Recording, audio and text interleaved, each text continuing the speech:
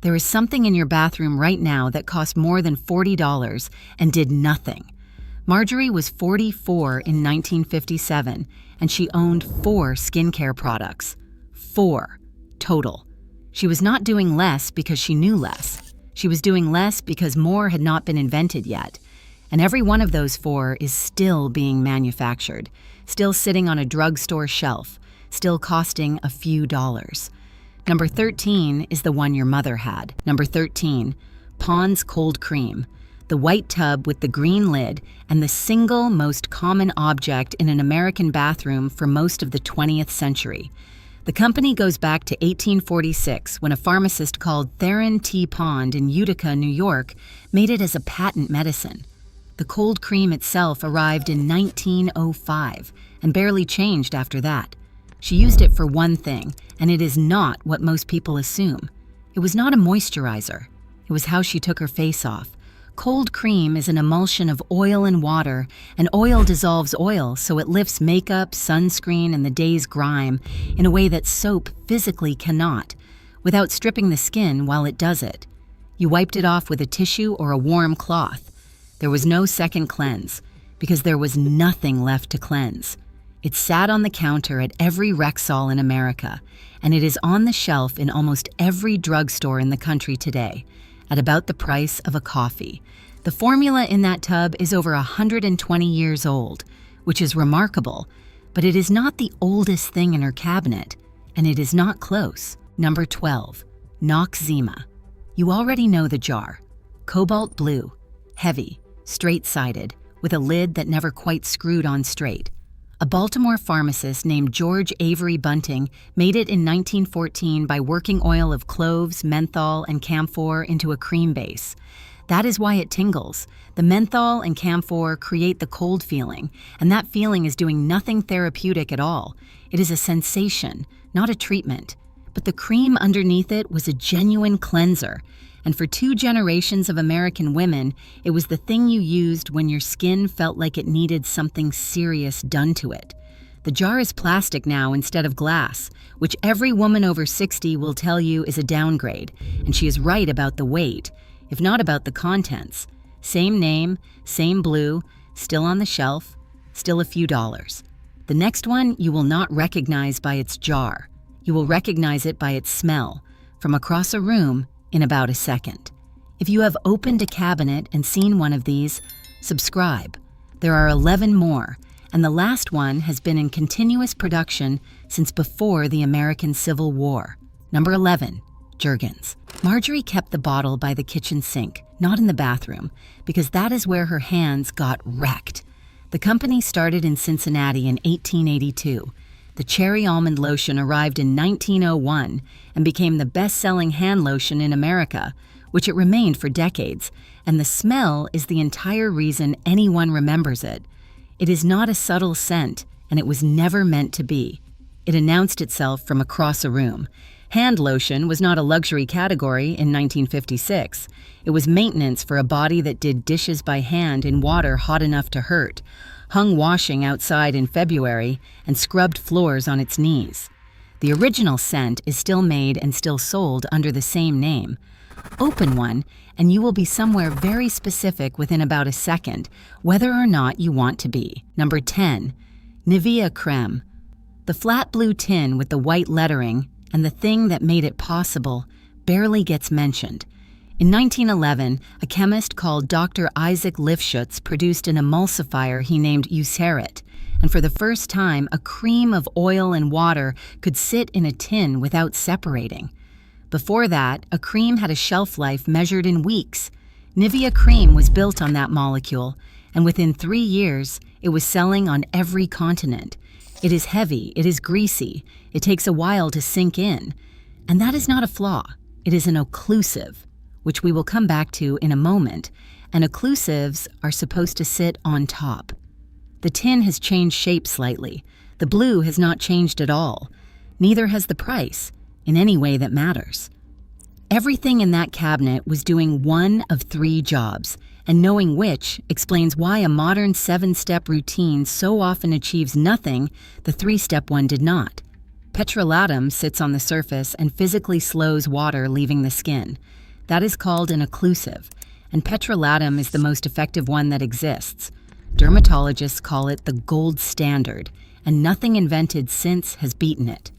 Glycerin does the opposite. It pulls water in, drawing moisture up from the deeper layers of the skin and, in humid air, out of the room itself. That is a humectant, and glycerol is the most effective molecule in the category. Lanolin fills the gaps between the skin cells so the surface reads smooth and flexible. Emollient. A good moisturizer combines all three, and that is not a vintage idea. It is the current dermatological answer, unchanged. Her cabinet had all three and about $4 of product under 4 different brand names. She did not know the vocabulary, and she did not need to. Number 9. Witch Hazel. The oldest thing on this list by a long way. Dickinson's has been distilling and bottling it since 1866. Not 1966, 1866, the year after the American Civil War ended. The same product, the same plant, the same yellow-labeled bottle, sold continuously for 160 years. Witch hazel is an extract of the bark and leaves of Hamamelis virginiana, and it is an astringent. It makes tissue contract slightly. That is why it feels tightening and why it was used on everything. As a toner, on insect bites, on shaving nicks, after childbirth, on tired eyes. It cost almost nothing then, and it costs almost nothing now. And it is sitting in the first aid aisle of every pharmacy in America, usually below eye level, usually ignored. Nobody sat her down and explained any of this. She learned it standing next to her mother at a bathroom sink, and when that stopped happening, the knowledge went with it. The forgotten 1950s. Feminine Routine Manual is my attempt to write it down before it disappears entirely. 150 pages, 1,900 readers so far, $17 at nostalgiawomen.com. The link is in the description. Number 8. Sea Breeze. Green liquid in a clear bottle and a smell that arrives before the bottle does.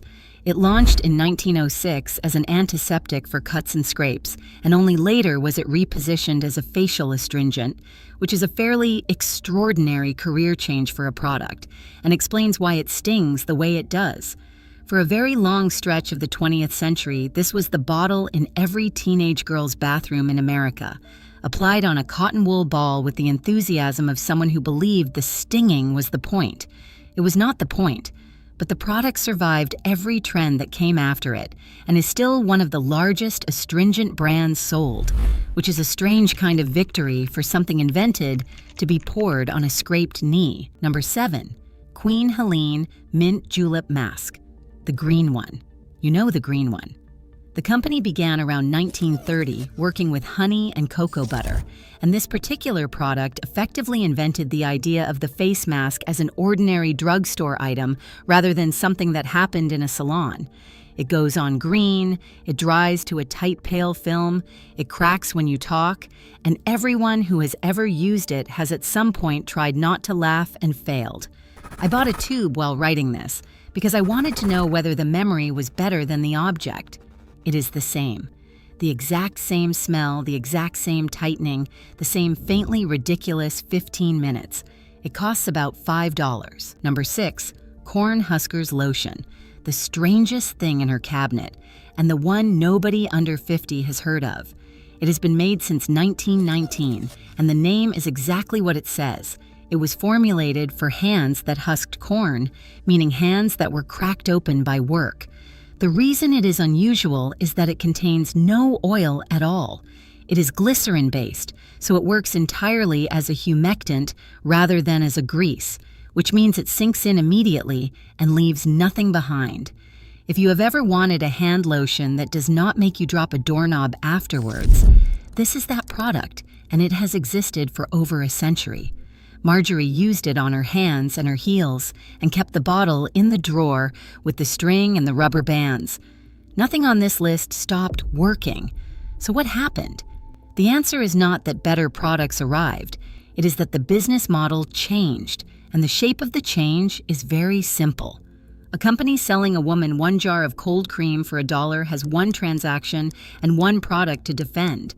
a company selling her a cleanser, a second cleanser, a toner, an essence, a serum, an eye cream, a day moisturizer, a night moisturizer, and a weekly treatment has 9, and each one needs a reason to exist, which means each one needs a story about a problem she did not previously know she had.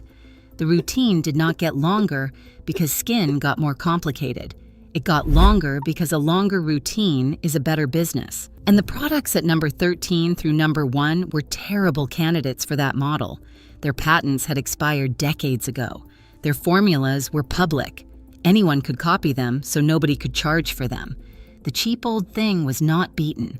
It was left where it was, on a low shelf, while the conversation moved upstairs to the counter with the lighting. Number 5, Cetaphil. This is the one on the list your dermatologist may well have recommended to you personally, and almost nobody knows how old it is. It was made in 1947 by a pharmacist in Texas, and the first product was Cetaphil Cleansing Lotion, the same lotion, essentially unchanged, that sits in the white bottle with the blue lettering today. It was designed for skin that could not tolerate soap, no fragrance, no color, no foam, and no attempt at all to feel like an experience, which is precisely why it kept being recommended by people whose job was outcomes rather than sales. It has outlived nearly every competitor launched since. Almost 80 years is a long run for something that has never once been fashionable. I went into all of this from a different direction in the video on what she kept in her bathroom cabinet. That one is on the channel if you want it. Number 4, Oil of Olay. The pink fluid, the small heavy bottle, and the smell that anyone whose mother used it can produce from memory on demand. It was introduced in 1952, and the marketing around it was genuinely unusual for the period. The early advertising did not explain what it was, did not show the product clearly, and did not say what it did. It simply implied that a woman who used it knew something. The formula is an emulsion doing all 3 of the jobs from earlier: occlusive, humectant, and emollient, in one bottle, which is why it worked and why it felt different from a plain cream. It is still made, still pink, still cheap, and it is now surrounded on the same shelf by 24 products from the same company at 4 times the price. Number 3, Elizabeth Arden 8-Hour Cream. The exception on this list, and worth including because of how it got its name. Arden made it in 1930, and it was the first product to carry her own name. She sold it as a skin protectant, not a cream, not a treatment, a protectant. And the name came from a customer who put it on her child's grazed knee and reported that 8 hours later the graze looked dramatically better. That is folklore, not a clinical trial.